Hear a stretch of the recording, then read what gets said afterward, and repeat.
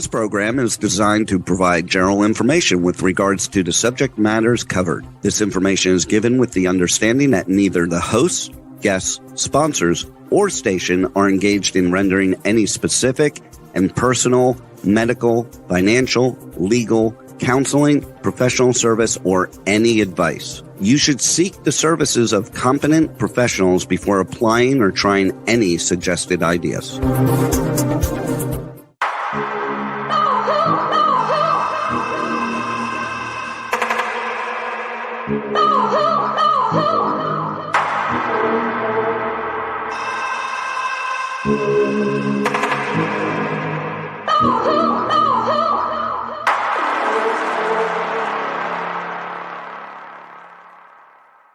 Good morning, true seekers and true crime junkies. Welcome back to another episode of Hit the Road, Jack, Finding the Zodiac. Today, we're going to continue on with a little bit about where Jack Terrence is, what's going on, the new murder sprees that are beginning to happen, and I'm going to catch up on a couple bits of information that are previous murders we've already covered, and one, I think, a set that we have not even ever talked about, but I found during my research this week. I'd like to start by welcoming to the show Terry Batcher. Hello. Hello. Good morning. Good morning. And Harriet Suchet. Yes, good morning. Good morning. How are you? Well, I was doing some morning, research. Gary Lee. How are you? How are you, Harriet? I'm getting ready for. I'm doing okay, but so I'll be on maybe for a few seconds because Nanette said wasn't really scheduled for today, but had something. That's okay. I don't need. I don't want to waste our time talking about all of that, you guys. You're welcome to be here. Like I said, you're welcome to sit in. It was just more or less I hadn't had it planned and I hadn't talked to you. So let's not waste any more time on anything other than this case. Raymond Davis is a cabbie that was shot in Oceanside back in 1962. And I do have him in the presentation because it is something similar to the Paul Stine murder. And there was a phone call to the police. And I found in my research, and it states that he actually made 2 phone calls I was not aware of. One of them, he said I am going to pull something here in Oceanside and you'll never be able to figure it out. That was followed by a second phone call that states, do you remember me calling you last week and telling you that I was going to pull a real baffling crime? I killed a cab driver and I'm going to get me a bus driver next. So these 2 phone calls in combination scream Zodiac 101. Are you guys familiar with this particular murder of the cab driver in Oceanside? No, never heard of it before. That's true. It's no, I'm not, but it's very, just like you said, when you say the details, it describes Zodiac, you know. Well, they also said that sorry, go ahead, Terry. I'm just going to say, so far, it fits the bill, but the details. Well, another interesting factor is that he radioed into the dispatcher that he was taking a fare to South Oceanside. So basically, this is what Paul Stine went through. And then the next day, his body's found in an alley between the current and former mayor's house. Now it starts to sound more like Paul Stine. Yeah. Right. Yeah, okay. I got that little piece of information there. That's another one of on your front porch, in your face, just like OCCK by laying out the bodies within eye shot of the police department, or the boulders that Harriet talks about being within eye shot of the sheriff's department at the East State line. Like all of these places where he's obviously not trying to hide a darn thing. Anyways. Very bold. I mean, the Mayor Alioto was, where Paul Stine was killed. It was not far from Mayor Alioto's place. Really? So Mayor Alioto was, he was not only in charge of the police department, but he was in charge of the city, So, it was, this is very familiar sounding territory. I thought so. And it says the ammo used to kill Davis was also a .22 caliber pistol, which was the same as Lake Herman Road murders. So I thought all of that really kind of pointed to, in the statement that next, I don't know how many communications of all the serial killer communications I've read, there's been no boasting of next. There's been no, this is who I'm going to get. This is what I'm going to go after. You're not going to know what I'm doing. I mean, most of these people have some type of a political plight where they're screaming at, the government for their misjustices to the United States Americans or other countries. And of course, in this particular case, we just seem to have this random thing going on that isn't actually all that random. And that kind of brings me to the next set of murders I was not aware of, but one I do want to actually investigate, which is Enadine Molina Martinez and Fermin Rodriguez. On June 8th of 1967, Enadine Molina Martinez, age 35, and Fermin Rodriguez, age 36, were attacked and murdered on Vallecillos Road in Alameda County while relaxing in their vehicle. A stranger approached the couple and told them to get out of the car. Rodriguez was shot dead as he exited the car, and the killer abducted Martinez. The killer then stopped by the entrance of Sonora Regional Wilderness, where Martinez was killed trying to escape. Shortly after, a nearby resident called the San police substation to report gunshots, resulting in the discovery of bodies.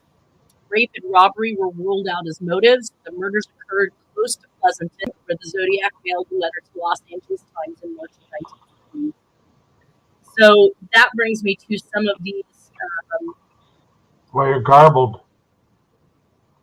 Really garbled sound. Just saw something interesting saying that the host muted my mic. I'm not sure how that happens. How do I sound now? Perfect. Huh. Very interesting. Like the commercial. You sound now. You sound clear. Read that whole thing again because and just go slowly and softly. Enadine Molina Martinez and Fermin Rodriguez. On June 8th, 1967, Enadine Molina Martinez, age 35, and Fermin Rodriguez, age 36, were attacked and murdered on Vallecillos Road in Alameda County while relaxing in their vehicle. A stranger approached the couple and told them to get out of the car. Rodriguez was shot dead as he exited the car, and the killer abducted Martinez.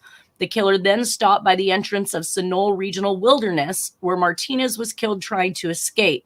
Shortly afterward, a nearby resident called the Santa Rita police substation to report 2 gunshots, resulting in the discovery of the bodies.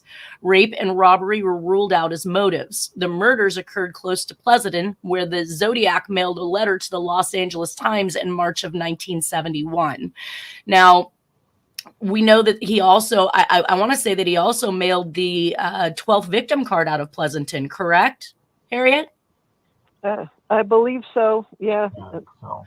The reason why I got so interested in this one is Vallecillos Road, which most people don't know, but it's a common place that I travel when I have to go to San Jose or to the Bay Area in some locations. Vallecillos Road is actually the road where GE has a power plant set way off into the back. Okay. Yeah. Mm-hmm. Yeah. So I'm very sure, and every time I pass this GE power plant, I have this sensation or this feeling that Jack would have either have been there or known about it or aware of it. And then the ending result of where the second person is killed being a regional wilderness park is again something that we know that Jack is extremely familiar with, and that we are seeing all of these, far out locations that somebody has to be familiar with in order to be there in the first place. So this kind of sounds like something that we should look at for the Zodiac, right? Do they have any documents that go with it? I haven't researched it yet. I was just kind of popping off on the specifics that I read on Wikipedia about it, and I didn't know that anybody had attributed or thought that this was a possibility as a potential Zodiac crime. So I just found it, like I said, this last week, and I thrown it in here. So I need to do some research on it, but it may mean that the Zodiac got started before 1968 in this area. Wow. Yeah. Zodiac speaking. I got the communication saying that it's coming. Zodiac and all this stuff is coming. The actual Zodiac speaking Zodiac speaking though didn't start till 1969, until after practically most of the Zodiac murders were dead. They were gone and done. No. I know that, but I'm just saying. So is it not having taken credit for this in his original letters, and it may have been something that provoked him to start writing because they had it all wrong. They were reporting it in the news wrong, and he's just too boastful of a man to let that happen. So he needed to come up and say, hey, I'm the one that's doing all of these. But this one certainly seems to fit in with the particulars of the Zodiac. Seems like he got a little more to work with the Raymond Davis one, but I don't know.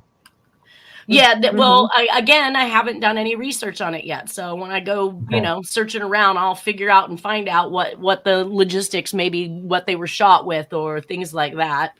All right. Anyways, let's get back to the PowerPoint presentation. So that brings us to the next murder, which is of Kim Allen. Now, do you have anything in your solves, Harriet, that indicates whether or not Zodiac has taken credit for Kim Allen or if he's stating someone else has done this? Not as far as communications, but the evidence spoke volumes, and people are going to be surprised what she was not an aloof hippie girl that was careless about hitchhiking to work at Real Foods. Real Foods became Whole Foods, and who owns Whole Foods? A billionaire. So her family is very wealthy. There you go. So yeah, it's definitely has something to do with John Edward Wells Jr. and cocaine, and it's the evidence. And where I got the evidence from was all these relayed informations from old archives in the Santa Rosa newspapers. So again, it's not your typical cryptic communication, but it's how the evidence was described for the last 50 years. And, all right. Well, let me read that. Let me read that so that everybody can catch up. On March 4th, 1972, 19-year-old Kim Allen, hitchhiking from Larkspur, Marin County to Santa Rosa, Mount Tamalpais Enterprise Road. Last seen hitchhiking along 101 from her job in Larkspur in Marin County to her home in Santa Rosa. If she's rich and from a well-to-do family, why is she hitchhiking and working? I don't know. I'm going to move on. We'll story. Keep going. Okay. Her body was found the next day in a remote section of southeast Santa Rosa. Symbols found on the Exorcist letter, January 1974, slide 6. Well, that's not the slide number anymore. We're also on a missing soy barrel owned by Kim. This is listed on the murder map of Betts. There is the Mount Tamalpais listing, there's Marin County, and there's also Santa Rosa listed. Tortured before her death and died from slow strangulation, which could have taken half an hour or more. She'd also been raped, which this sets the Zodiac stuff a little bit apart. There were marks on her wrist, ankles, and neck indicated that she had been tightly bound. Reminiscent of hog tying, they said. So to me, that does kind of lead back to what we know about Jack's capabilities. The sheriff noted that the perpetrator of the crime may have injured himself while disposing of the body. Tracks showed that someone had slipped over the top of the embankment and slid about 10 feet down the steep slope above her body, like he had fallen while tossing her over the edge. Now, I do find that interesting because we do have the injury of Jack in 72, correct? Harriet? But I think that was some kind of injury, but it's not the same as a leg injury. So I was just shocked by what I came up with. I mean, okay, we'll go there. Let me finish this up real quick. A rape kit was taken from Kim's body, and semen, probably from her attacker, was found. At the time, no DNA analysis technology was available, so only basic parameters were analyzed. The evidence was then stored away and forgotten for many years. It was searched for again around the year 2000, when Jack Terrence became a suspect in the case, but it could not be located. Like most of these cases, evidence goes missing. Somewhere around 2011, the rape kit was found. A DNA profile was developed and submitted to CODIS. There was no hit to any of the other DNA profiles in the system. Boy, I spelled CODIS wrong. And Terrence. This is a very old slide I obviously did not reread before I started this. Okay. But all right, so what was your evidence stating? Okay, where she was working was a very, very wealthy owned store by Kimball Allen. She's the daughter of Kimball Allen, who's so I was like, oh my God, okay, what's this going to say? But shall I just read the evidence that I came up with? And this is after researching this for before I did this one. It was probably took months, but let's just do it if you're going to do it, because if you're going to say it, just say it. Yeah. So here it is. This is when I came up with all the evidence and then the story that comes out. Okay, it is Kim Wendy Allen, 3472. Evidence and clues decoded. Kim Wendy Allen, Santa Rosa junior college student, 3/1/72, post meridium 12, shift to 5 post meridium.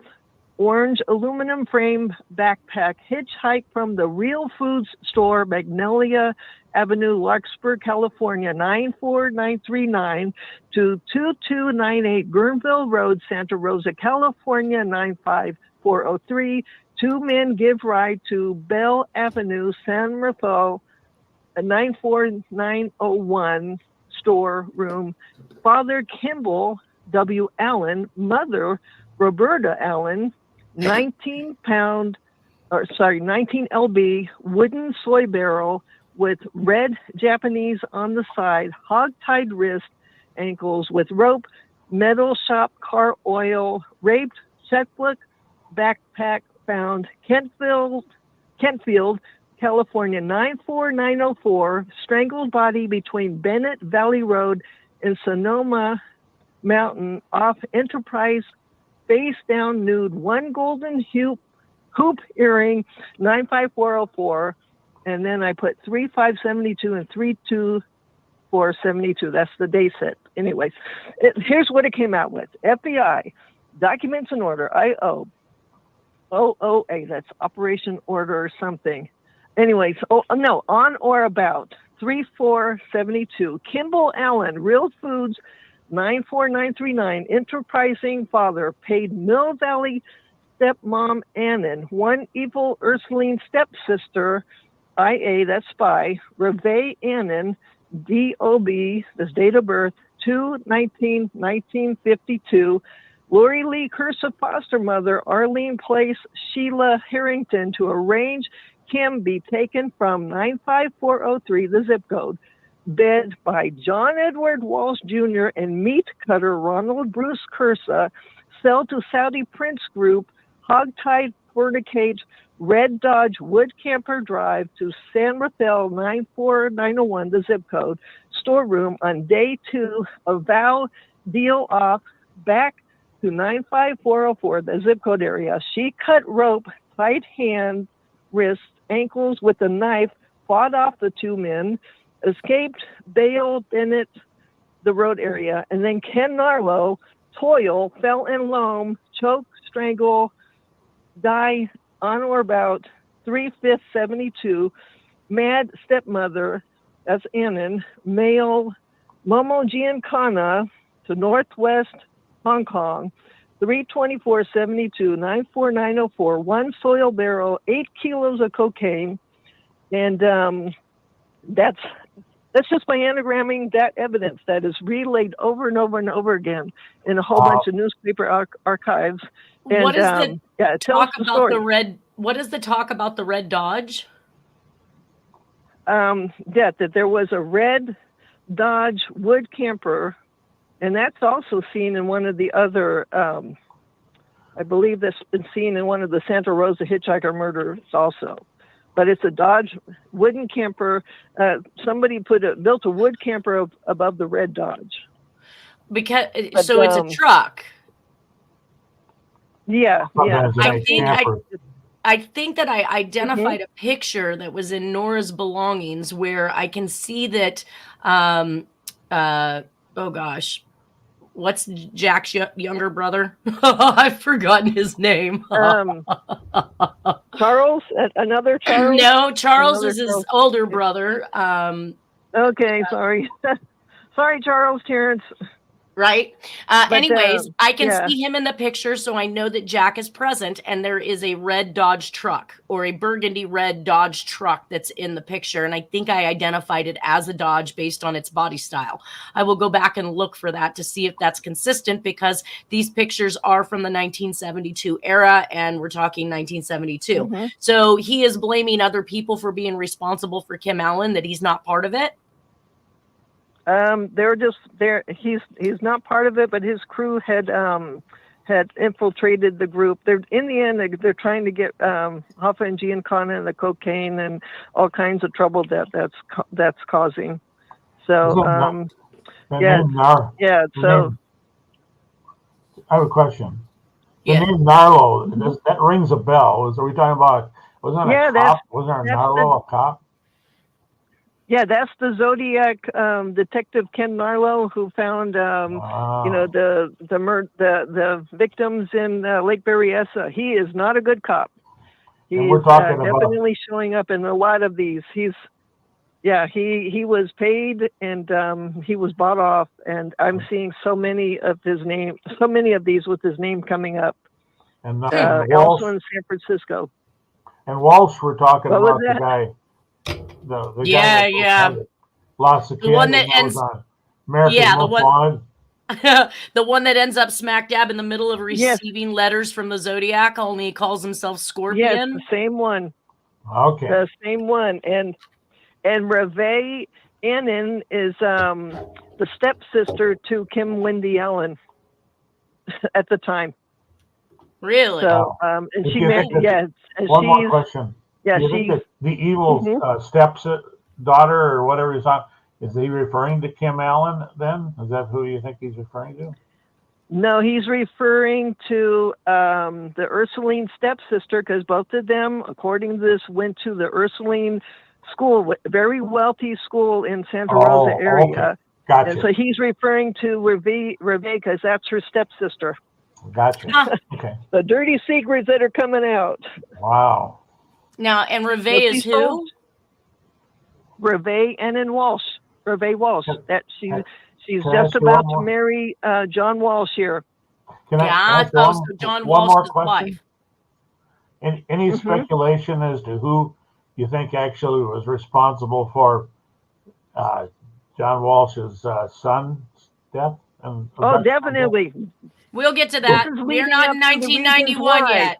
Yeah, we're not in 1991 yet. But what she's saying is all of this stuff in Santa Rosa, she's saying is linked though to that. And then we see eventually John Walsh is also deprived of his own son and subsequently written letters as well. And he was from California at that time too, then, huh? Walsh was in California? This is saying Reve was in California, so he's definitely linked to California. John Edward Walsh Jr. I keep on, and when he's doing these stories, and keep in mind the FBI was also headquartered in the North Bay area in Santa Rosa at the time, so this was easy to link this through the FBI for whatever reason. Good or bad. I always wondered the connection, how they go from losing a child to becoming, part of America's Most Wanted and working directly with the FBI. You don't just get to be that when you're the average member of the public who's lost a child. I've never seen this happen in any other instances where a child has been murdered, that the parents move on to become something greater than they were before they lost their child. And then one more question. The thing that gets... Oh, go ahead. Sorry. Just a real quick one is, so in other words, you believe that Walsh and Narlo are kind of part of Zodiac Jack's crew? Oh, no, not his crew. He's calling them evil here. They are calling them evil. He can't stand Kenny Narlo. There's some decos I have about Kenny Narlo that are probably triple X rated. May not be able to read them. So, and every time they're doing these, they can't stand, especially Jack, cannot stand John Edward Walsh Jr. So every time I've seen these, he's spelling out the name. He can't, and it's just like he wants to get it clarified. The details are amazing when you do these. Okay. And wow. It's just all right. Let me move on then.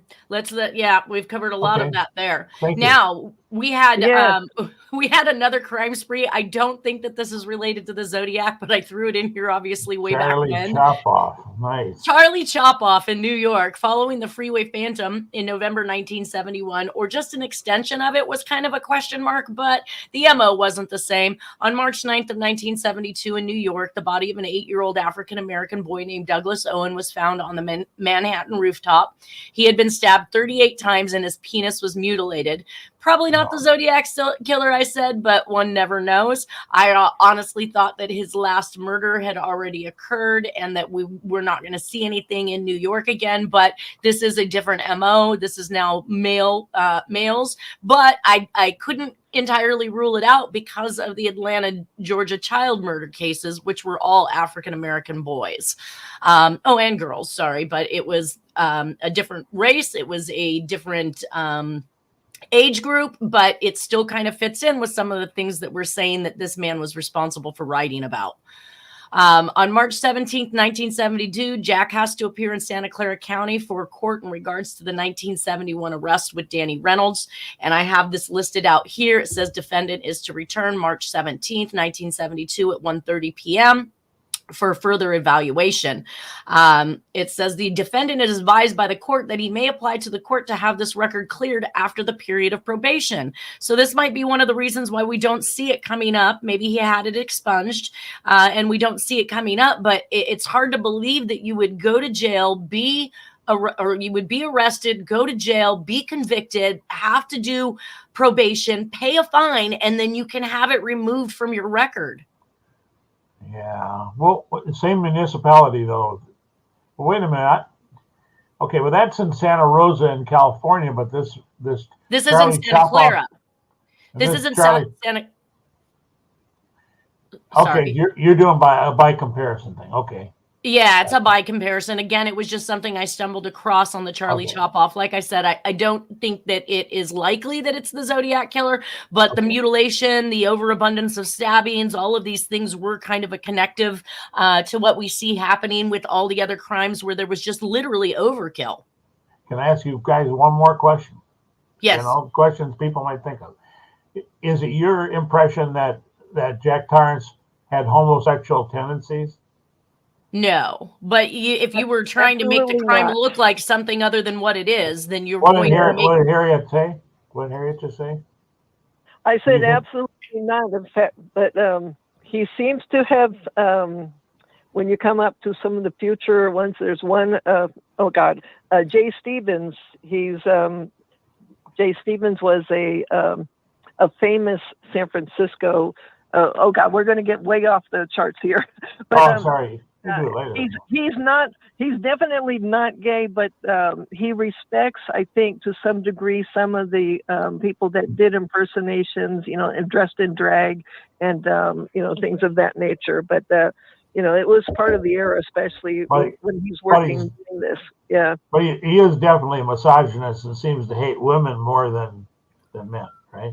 Well, I think that's the general consensus with the overkill on the females. Okay, yeah. And you have overkill there on a male. That's why I just brought that up. Right. Well, I think that's why he needed Nora and Dennis and that family. That recentered him, very. So I'm agreeing to a bunch of your statements, but he definitely needed a very strong, loving female person, and Nora happened to be it. Gotcha. So, to keep him in line. So I put in order, and I know we've already covered A Rich Man by D.B. Cooper, but it was written March 28th of 1972. So I needed to put it in chronological order to better understand the timing of the communication. It's well after. We're talking now 5 months after the skyjacking. He is still writing. You wouldn't by chance have the Rich Man Solve available to read really quick, do you, Harriet? Oh, yes, I do. Of course I do. I want to see how it fits into the timeline of what we've got going on right now. Let me find that really quick. So for anybody who doesn't know, while you're finding it, I'm going to read it. The Portland Oregonian newspaper, Portland, Oregon. I think this one had something to do with Bill Hilliard. Do you think that Bill Hilliard is also involved in any way with Walsh or any of the other people you just talked about? He's involved on killing him. Gotcha. Sorry to say it that way, but he's on the side of we're going to bring these people down. You'll see that in what became in Robert Graysmith's list of the Zodiac. All those cases that ended up in the 1970s San Francisco are now known as the Doodler, and Bill Hilliard is very much in that. Gotcha. And he's on the side of trying to bring them all down. So I do have it. Go ahead. I was going to say I found it to be stenographic code.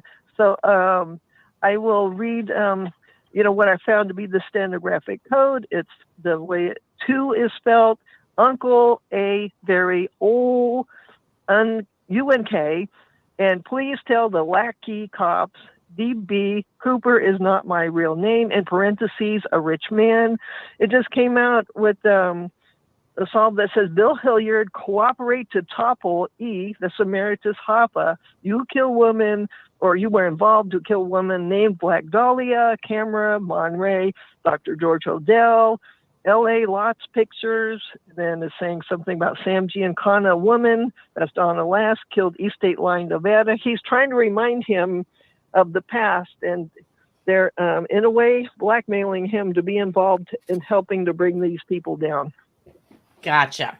All right. Well, so then that's basically in the time era. But what I thought extremely interesting about this DB Cooper message is that it is actually sent on the same day. Now, I don't know where it's sent from. I only know it's been sent to the Portland Oregonian newspaper in Portland, Oregon. Do you have any idea of where this was mailed from, Harriet?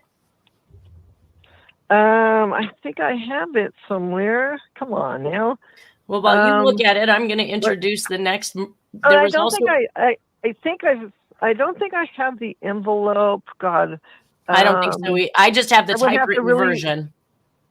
Yeah, this was some of the stuff. If I remember correctly, the very rich man, I think it was one of the communications that didn't get released until many years later. Probably not. I think I got it from Terry. Okay, so the interest for me, and you can tell me what you think about this next murder, is that on that day that letter was mailed was also the day a murder occurred on March 28th of 1972. Linda Uhlig, found in Half Moon Bay. She was 19 years old and she was beaten to death. And we do show a Half Moon Bay murder on the Sandy Betts murder map that she received, I think, either on the front of her house or in a mailbox or someplace that this map was given to her with all of these different murders. And I've actually been able to check off these murders as we go down the list with none extra. In fact, I might have a couple that are missing because I haven't identified who those murders are yet.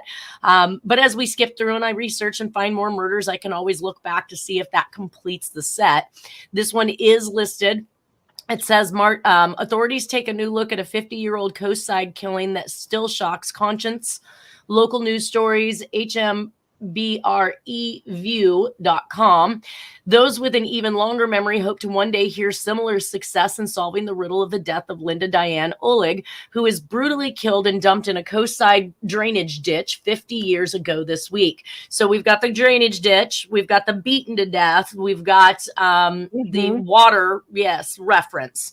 Uhlig was 19 at the time of her murder. She had been an honor roll student at Colby High School in Colby, Wisconsin, before moving to an apartment on 29th Street in San Francisco, where she was able to live on her own upon graduation. How do you do that? How do you move to one of the most expensive places like San Francisco and live on your own after graduation? That's very impressive. Yeah, was it expensive in those days, though, as much so as it is now?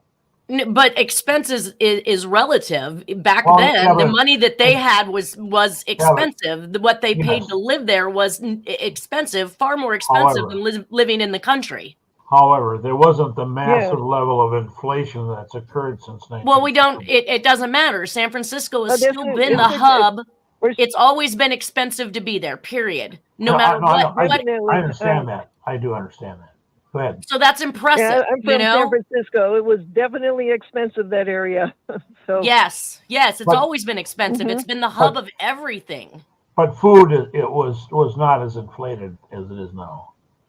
Well, no, but we're not talking about now. Less than $2. in those days. But we're not talking about now. We're not trying to make a comparative value. What I'm stating is San Francisco has always been an expensive place to live, more so than Sacramento, more so than any other place, probably than Los Angeles and the San Diego area. So it being a hub has always been an expensive place. And for somebody coming straight out of high school, being able to support themselves and live alone says that there's something going, there's money somewhere. I'm sorry, but there is. Okay. Yeah. It says she landed a job with the Metropolitan Life Insurance Company. What is insurance back in those days? Mob owned, mob related. Her new life in the Bay Area didn't last. My grandfather. My grandfather. He was in the business. Sorry. Her new life in the Bay Area didn't last long. Her mutilated body was found by a worker on March 28, 1972 on the side of Purisima Creek Road, south of Half Moon Bay. At the time, investigators told the press that robbery could be the motive, but the horrific scene would seem to point to something else. Upon arrival, investigator found Oleg's remains in a ditch alongside the rural road. Her skull had been smashed, and according to the press reports of the time, it appeared the assailant tried and failed to decapitate her, perhaps with a machete or axe. Just as macabre, newspapers' reports say that her torso had been cut deeply, perhaps with a pocket knife, in what a sheriff's official at the time said might be an attempt to cut her in half. Investigators noted that a pool of blood was found about 30 yards away. They theorized she was killed elsewhere, perhaps dragged from a vehicle and left by the side of the road. So, very Black Dahlia-ish. Mm-hmm. Well, and Colby. On there. Good. I was going to say Colby High School. Isn't Colby some that name? That's in Wisconsin. That's in Wisconsin. I know nothing about it. But that's where she's from. That's from though, but that's not where she's at when she's killed. But there's a point that I'm going to make about that. You were looking for a money connection, okay? And I'm saying that Wisconsin is a money-making place, especially in the cheese. And isn't there a cheese called Colby? I may have that wrong. That's the research. Oh my God! Does that bring us back to the cheddar or the cheese letter? Well, I'm saying if his associates if his associates are coveting certain businesses, and you think she has a money connection, well then that looks like one we should dig deeper into and look into from that angle. Absolutely, right. There's a massive overkill of a murder too. This is a shock and awe murder. It's a big time shock and awe murder. This is somebody very angry. I didn't do that one. That's on Grace. That's on Grace Smith's list, and that's surprising that didn't become a part of the Doodler, they've done with these cases. My God. Grace Smith's list. Yeah, Oleg is. Oleg is on Grace Smith's list. Why are they calling it the Doodler? They sensationalized it to get it off the eyes of the Zodiac cases. That's what I was wondering. What happened to Grace Smith's list for all the Zodiac potential Zodiac victims, and Oleg is one of them.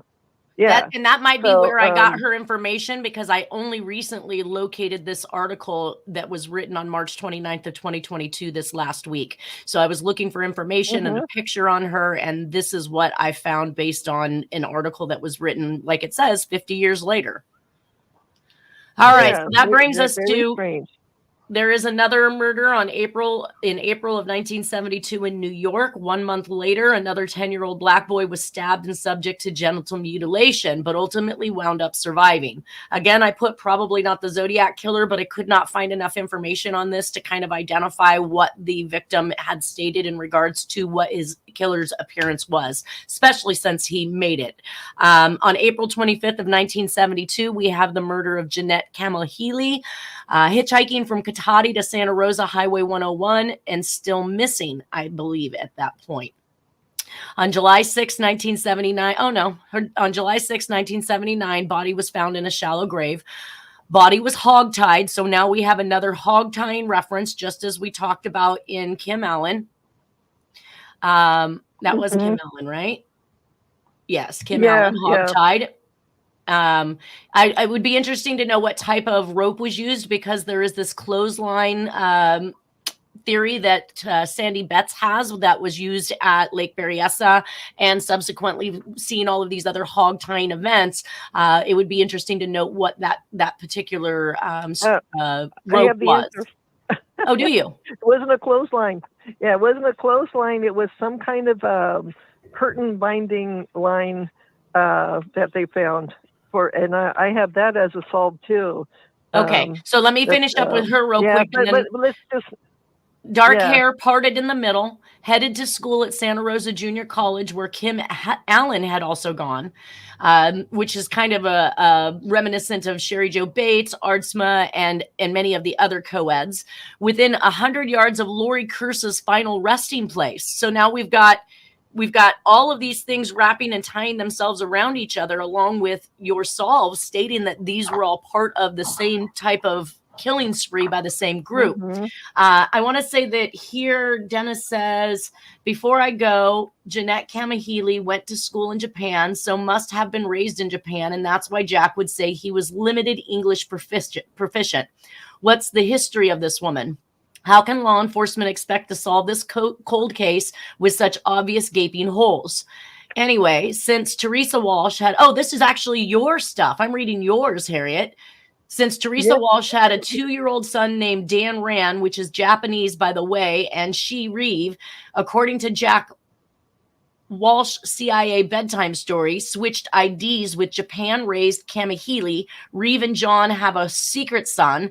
Is this the son that Jack was intended to go after, as he revealed in the 1973 Walsh evidence decode, and not the future-born Adam?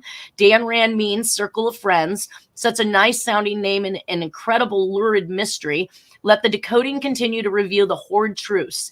Jack, thank you for leaving a trail behind for real code breakers to find. That's all I ever wanted to do, was solve Zodiac and any of the mysteries associated before Zodiac era and afterwards. So what is your solve on this?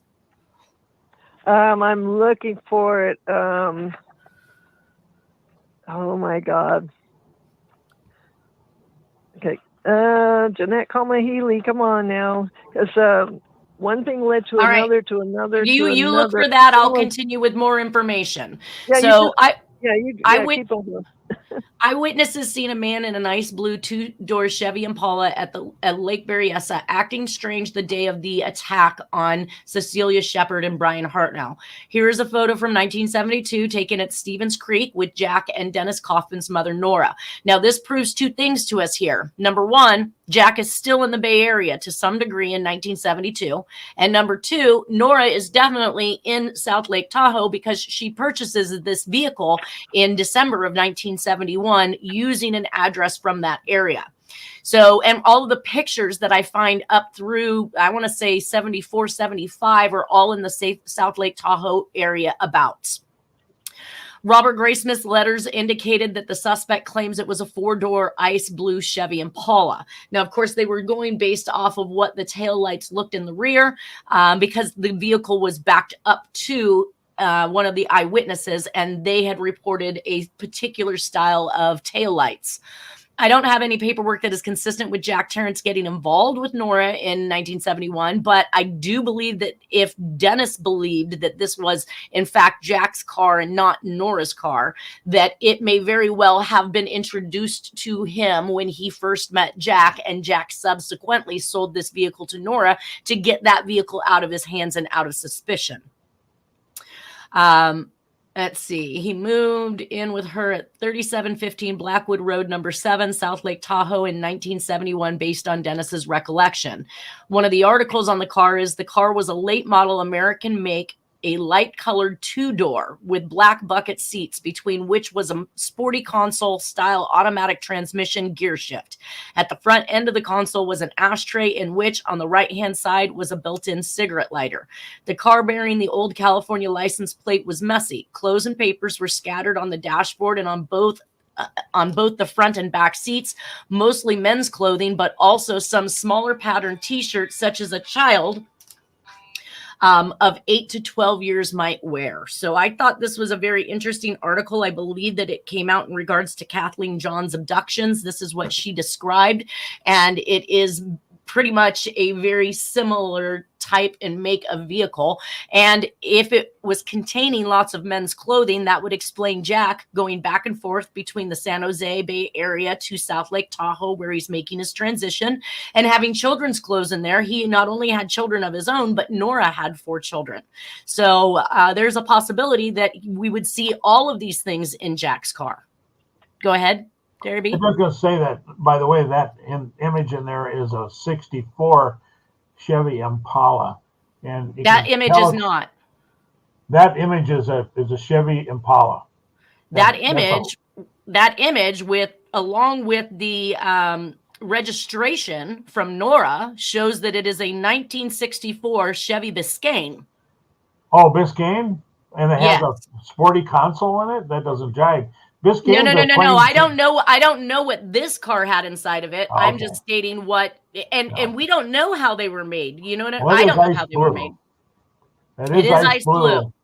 And it looks like that trim strips on that particular car indicates that it's a grade higher than a Biscayne. Biscayne is plain Jane. That's down the bottom. No fancy stuff. Plain Jane. Usually there were 4 doors. Sold cheaper, etc. I just read the VIN number, and the VIN number, based on the information research, that VIN number came back to a Chevy Biscayne.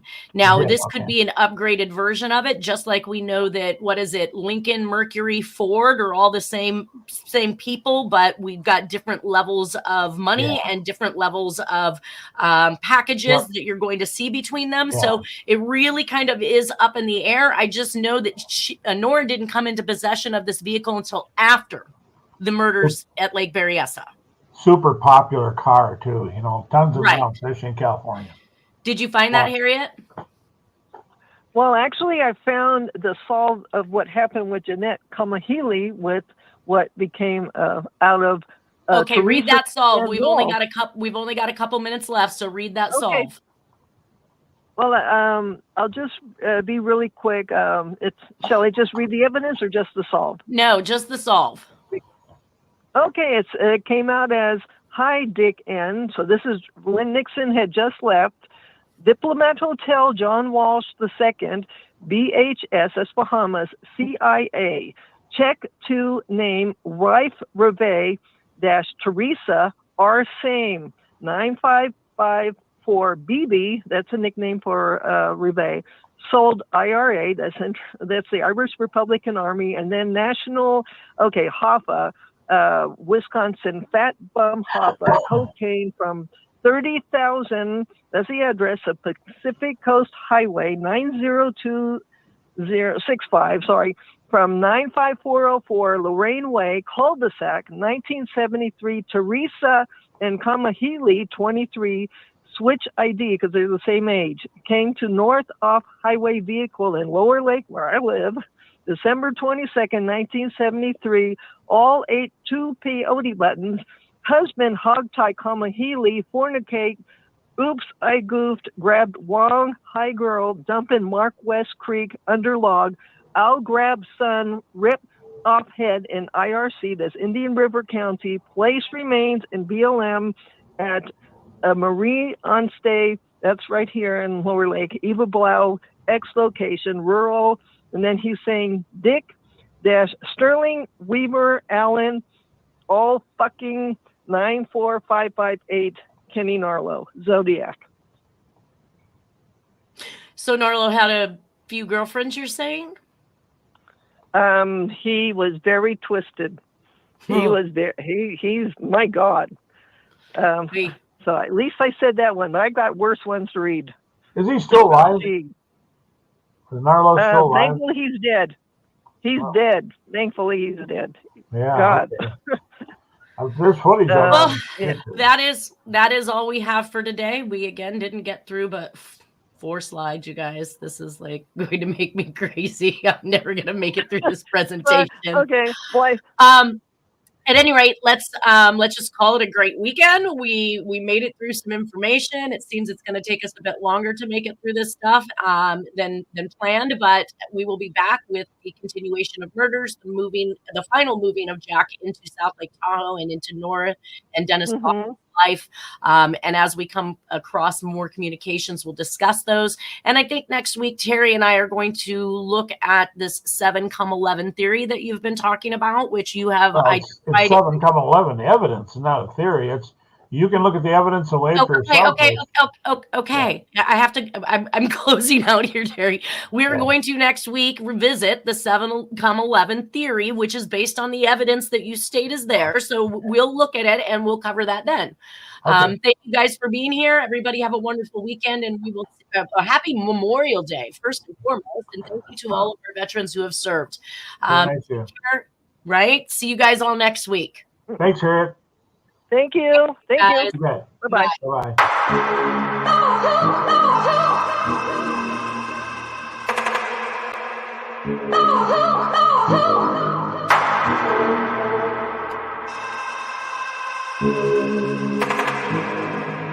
Oh,